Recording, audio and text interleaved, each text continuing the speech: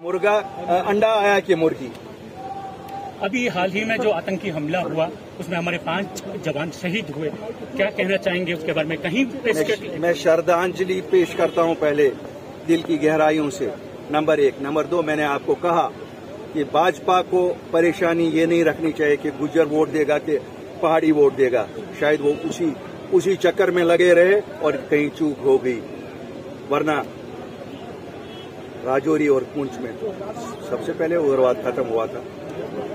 ये तो अपनी सियासत, वोटों की सियासत में लगे रहे कि गुजर और पहाड़ी का वोट कैसे हासिल करें, कैसे उनको बांटे।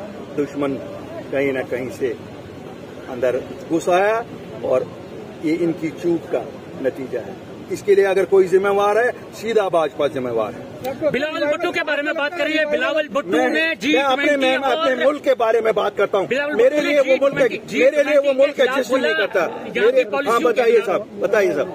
सर, आपको लगता है कि जो रिवाइवल आतंकवाद का पुंछ राजौरी जो एलओसी डिस्ट्रिक्ट है वहाँ पर होना शुरू हो चुका है? देखिए, ये तो सीधी बात है। जब आप लोगों को बांटोगे तो जो आपका दुश्मन है वो तो कहीं ना कहीं जगह पाएगा ही। क्या जरूरत है लोगों को बांटना? ये सही है, हक है, सबका हक है। 6 साल यहाँ मिलते थे आपको एज रिलैक्सेशन। जम्मू के डोगरे को भी मिलता था, कश्मीर के कश्मीरी को भी मिलता था, गुजर को भी मिलता था, पहाड़ी को भी मिलता था, ओबीसी को भी मिलता था। वो खत्म क्यों किया खत्म? वो क्या सियासत थी उसके पीछे?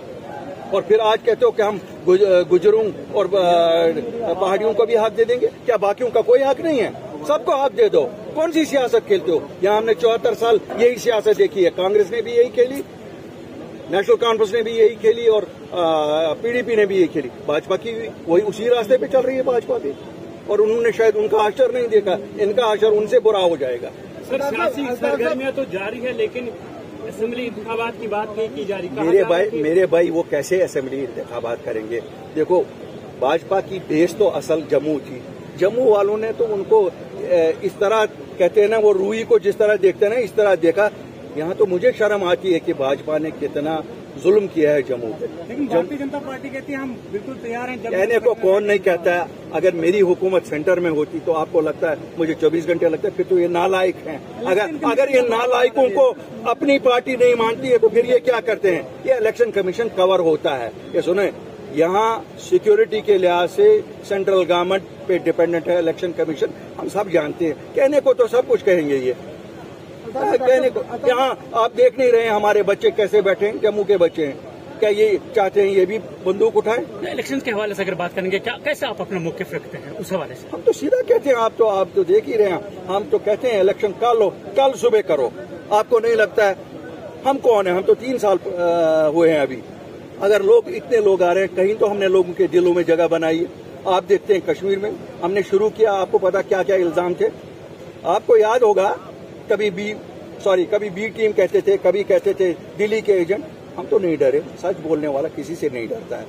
हम सच बोलते हैं और सच यही है कि हम उस वक्त निकले अपने लोगों के लिए। क्यों? हमारे लोगों को जरूरत थी कि यहाँ से हम दिल्ली को एक आवाज भेजें, हम देश भगत लोग हैं, हमारे साथ खिलवाड़ ना करो।